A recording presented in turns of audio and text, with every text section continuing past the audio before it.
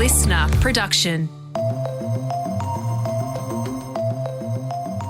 Hello, happy Friday. Sasha Barbagat with you for today's episode of The Briefing. One of the hardest things about having a pet is coming to the hard realisation that they'll only be around for a very short time.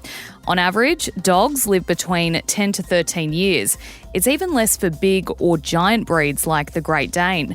But what if we could change that? We are going to get more time with dogs in good health, good quality of life, and good function. And that's really our goal. In the second half of today's episode, we learn all about a new drug currently being trialled in the US that could see our pups live longer. Before that, though, Katrina Blowers is here with the headlines. It is Friday, February 9. Hey, Sasha. Hi, everyone. Well, more on this story we were telling you about over the last few days, and now Labor is going to have to rework its right to disconnect legislation, even after it passed through Parliament yesterday, and this is because of fears of penalties for employers. The Greens reportedly snuck in a criminal penalty of up to 12 months jail for bosses who continue to expect their staff to respond to any communication outside of work hours. The government introduced an 11th hour amendment to the Closing Loopholes Bill that would have removed the criminal charge, but the coalition blocked it despite speaking out about the inclusion of it. Because it was rushed through the Senate, Labor now have to clean up the mess they've created. What a joke. That Shadow Industrial Relations Minister Michaelia Cash talking on Sky News there. That's a bit of a mess, isn't it, Sasha? Or do you think it's just a little bit of troublemaking? Well, you know, it does feel like troublemaking. When the coalition called out this inclusion, Labor went, okay, here's how we fix it. And then they went, nah, the time's passed. But it's important to note that there is time left to get this amendment through. So the rules aren't due to come into force for another 6 months. So the Industrial Relations Minister, Tony Burke, says that they will be able to get the penalty removed in time for its rollout. And of course, we're hearing more from bosses, so companies who are saying that this is going to make things really complex and difficult for them. We've heard about increasing costs for things like Uber Eats and, you know, using an Uber in general, because they're saying, well, these changes with the gig economy, we're going to have to pass that cost on to consumers. I mean, to me, though, this is what change looks like. It's a teething period. There's going to be some learnings. But overall, if we are ensuring that all of our workers have good rights, then I can deal with some problems in the meantime. Global warming has exceeded 1.5 degrees Celsius for the entire year for the very first time. This alarming declaration comes from the EU's Climate Service and puts the warming increase at 1.52 degrees Celsius from February last year to January this year, after an El Niño has brought floods, fires and heat waves all over the world. This first year-long breach doesn't break the landmark Paris Agreement, Katrina, it's worth noting, but it does bring the world closer to doing so in the long term. And this January was the hottest on record at 1.7 degrees Celsius above the pre-industrial average for the month. So this means there has been a 12-month period in which the average global surface temperature was more than 1.5 degrees above the 1850 to 1900 average, and that's the period taken as the pre-industrial reference point. And there is a little bit of argy-bargy among some scientists around, you know, whether the way the temperature was measured during that pre-industrial period was accurate. So some people are saying, oh, you know, this is real cause for alarm. Other scientists are saying, look, we still do have time. There's also a little bit of conjecture around, you know, why this has happened over the past year. You mentioned the El Niño, Sasha, but there's also some other factors, like there was a Tonga volcano eruption in 2022. Other people are saying that there's an analysis that came out this week that involved sea sponges. That means that the 1.5 degree Celsius limit has already been breached. But look, I think what we can all agree on is this is tracking in the wrong direction, and we do need to take stronger action. I feel like we've been saying that for decades now, Katrina. But just on the topic of climate change, we do have a couple of episodes coming out next week looking into the issue, some really important discussions, and one is off the back of a great listener pitch, so be sure to keep an eye out for those.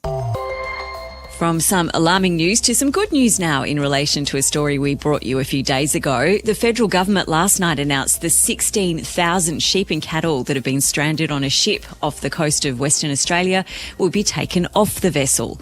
The Department of Agriculture, Fisheries and Forestry said in a statement the exporter was working to offload all livestock from the MV Bahia, and any offloading of livestock will be undertaken under strict biosecurity protocols and with regard to animal welfare. So that's great news. The ship left Australia for the Middle East back in early January, but was told to return home because of the escalating conflict in the Red Sea. The livestock were then in limbo because they weren't allowed back into the herd here in Australia for biosecurity reasons. A very long cruise and probably not a very enjoyable one for them, Sasha. No, unfortunately not. And we are still unsure of what will actually happen to the animals once they disembark, with last night's statement from the government saying the department's going to continue supporting the exporter as they consider options for the livestock once they have been unloaded. One thing we do know is they won't be exported, as the government has ruled out any chance of them being sent back away due to animal welfare and other concerns. And Olympians who take home a medal at this year's Paris Games will also be taking home a piece of the city's most famous monument.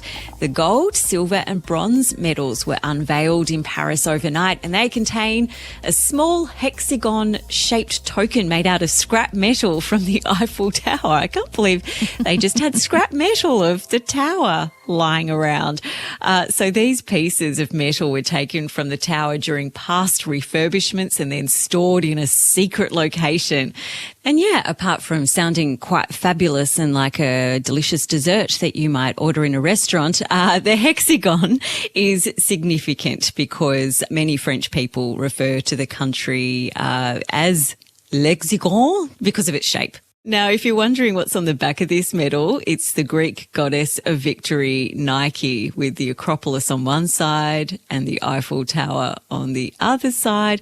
The games begin on Friday, July 26. I can't believe we're in another Olympics year. It just feels like they roll around quicker and quicker.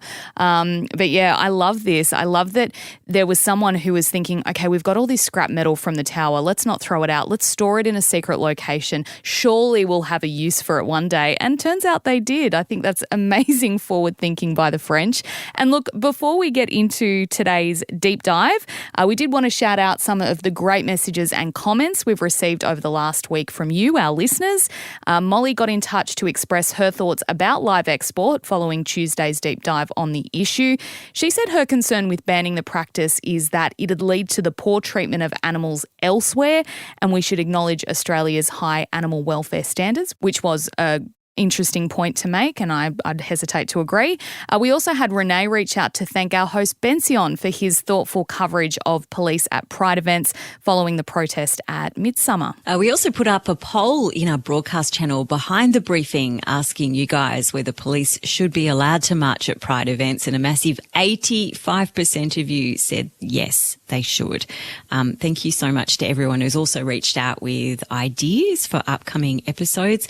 You know, we all put our brains together, but we love getting ideas from you guys, and we're working hard to get those to you soon. Yes, and if you'd like to share your thoughts, be sure to reach out on Instagram. That's the best place. You can search The Briefing, give us a follow, send us a DM, and don't forget to join our broadcast channel, which gives you exclusive access to The Briefing team. All right, thanks, Katrina. Have a lovely weekend. Let's get into the very important topic of helping our dogs live longer.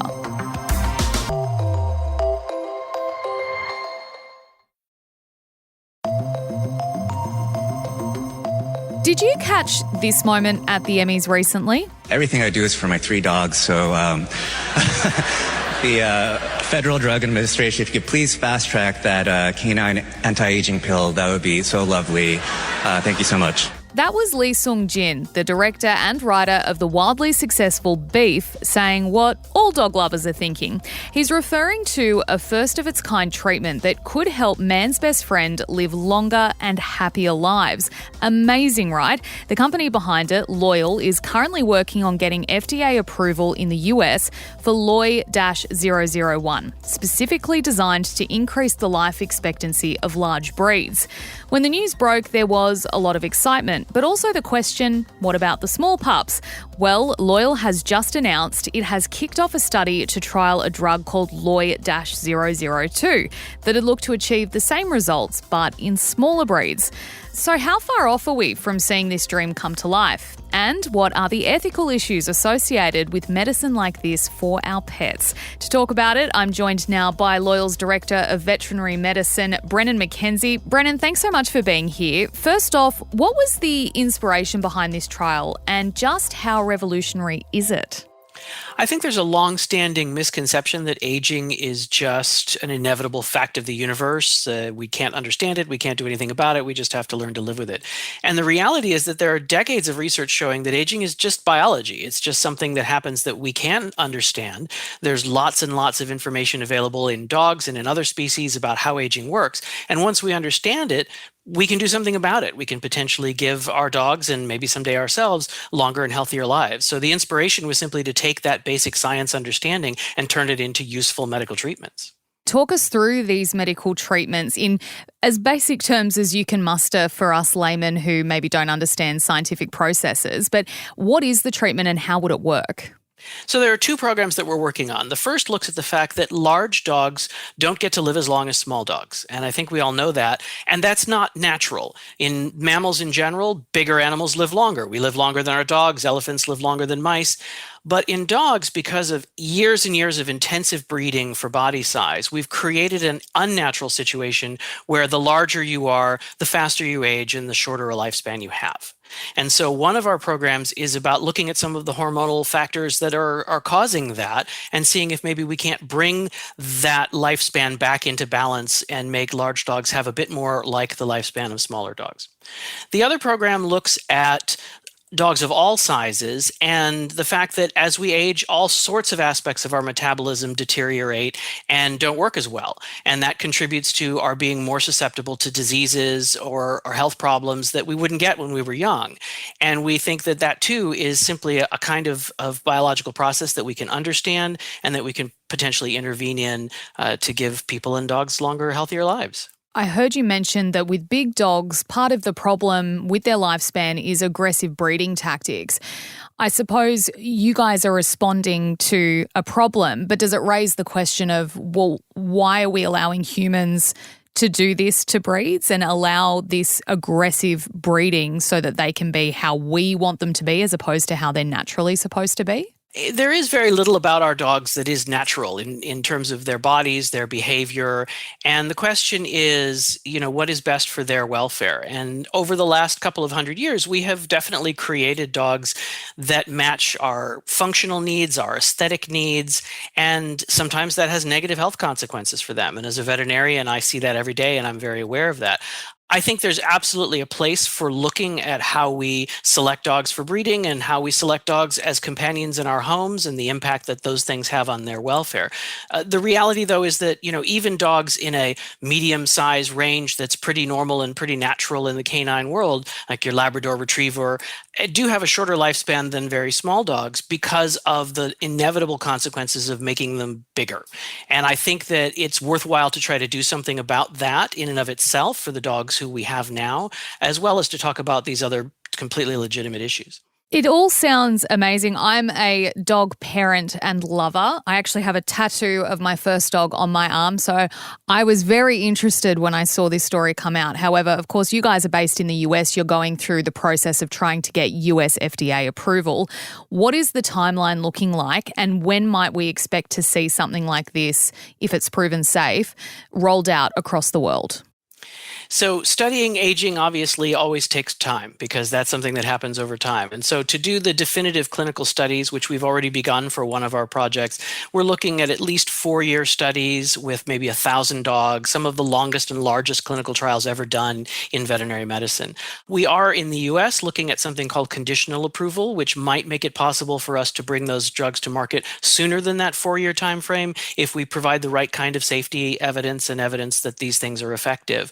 Unfortunately, every country has a very different regulatory structure, and we have to pick and choose so that we make sure that we meet all the guidelines and all the requirements. So we will be beginning with the FDA in the United States, and what we're hoping is that if we're able to achieve success here, then prove that these drugs are safe and effective and get approval, there is some degree of reciprocity, and that may at least lead us forward in making these things available worldwide. Our best case scenario right now is that some of our products may be available sometime in as early as 2026 or 2027.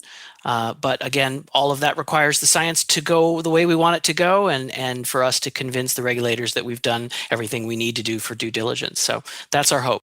Yeah, tell me about this new study that was just announced in the last week about LOI 002, I think is the one that you guys have announced this new trial for. Tell me how it'll work.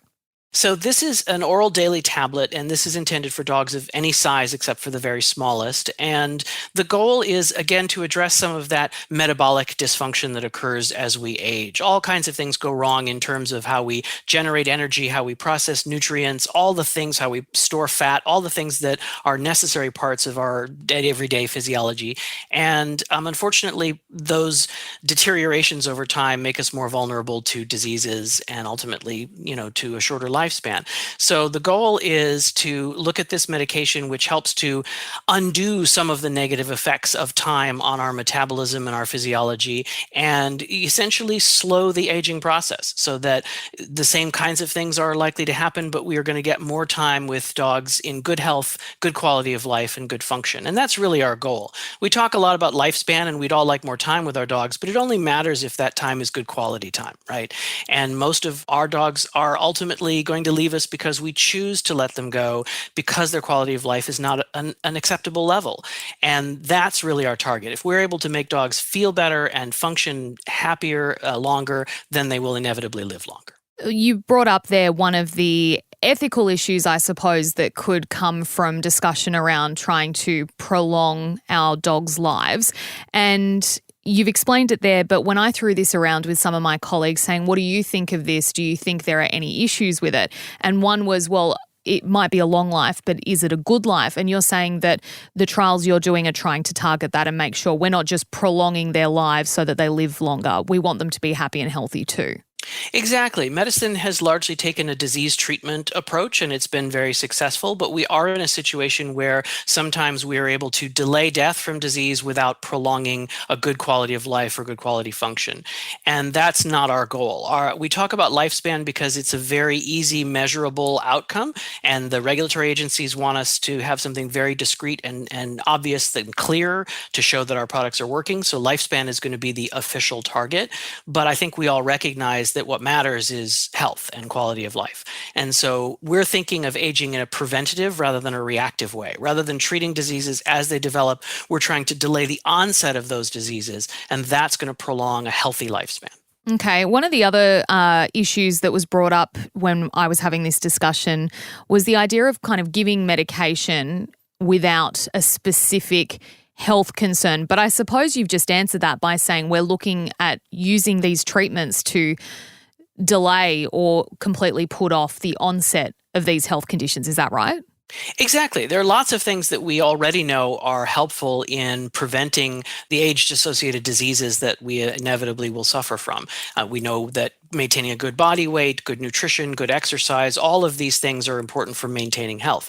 And those are not magical interventions. Those are simply changes in our body and in our physiology. And what we are finding is that some of those changes can be supported with other kinds of tools like medications. So our goal is to address the underlying fundamental problem, which is the aging process and the deterioration that goes along with it, so that we can prolong health. And I think that that doesn't exclude the use of other tools that we already know are beneficial. We're not going to encourage anyone to go out and overfeed their dogs now that they have this magic pill. That's definitely not the approach we're taking. We're simply adding another tool for veterinarians and for dog owners to have available to help maintain health. And what about the idea that this is a selfish pursuit by humans who just kind of want to spend more time with their dogs than what is quote unquote natural?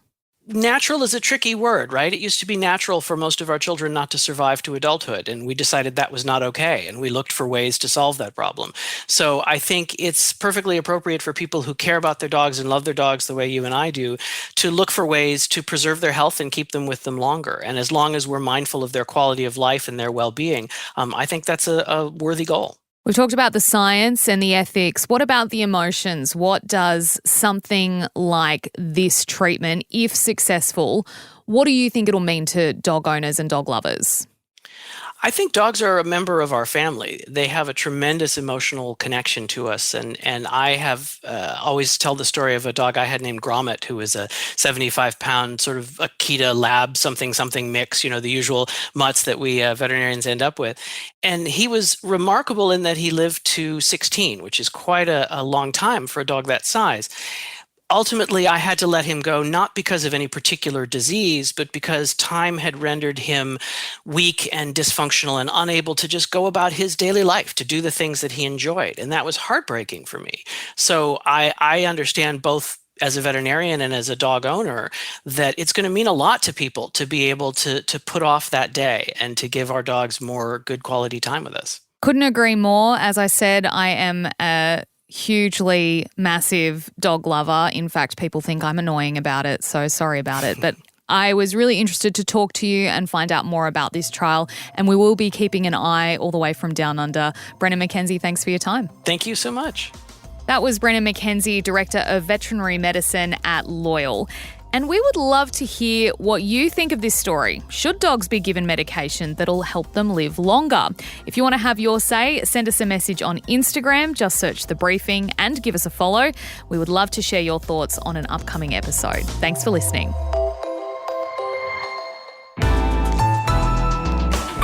Listener.